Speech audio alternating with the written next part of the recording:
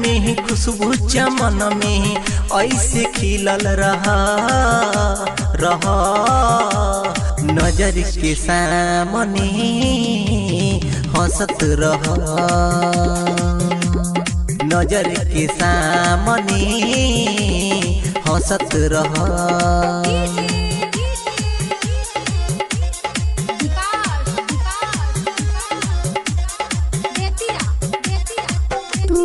कहत बाड़ा हम हंसत बानी नेटर फंस गइल बा। अच्छा चलल बहावा मिली नहीं दावा ऐसन बीमारी बा ऐसन बीमारी बा ये प्रेम रोग ह। तू देखत बाड़ा हम हंसत बानी नेटर फंस गइल बा। चलल बहावा मिली नहीं दावा ऐसन बीमारी बा।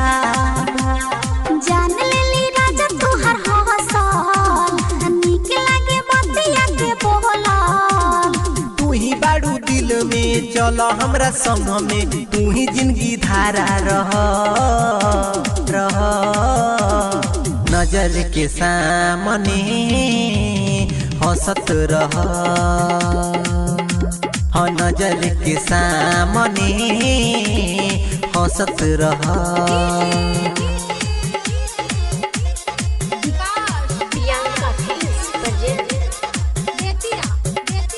शिवलू सुधा कर संध्या सन मजी चाहत बढ़ गई बा।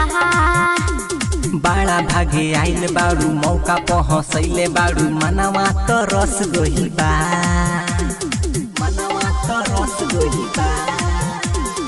शिवलू सुधा कर संध्या सन मजी चाहत बढ़ गइल बा। बाड़ा भागे आइल बाड़ू मौका पे हंसैले बाड़ू मनवा तो रस गई बा। दूर कदम रे पर सहानी हंस के तो हम कहतानी। कम कर दूरी बा मजबूरी हमर लगे जनी खड़ा रहो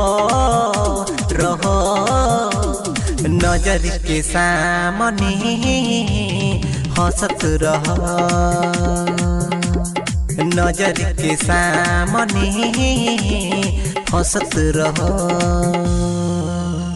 I love you जान I love you जान।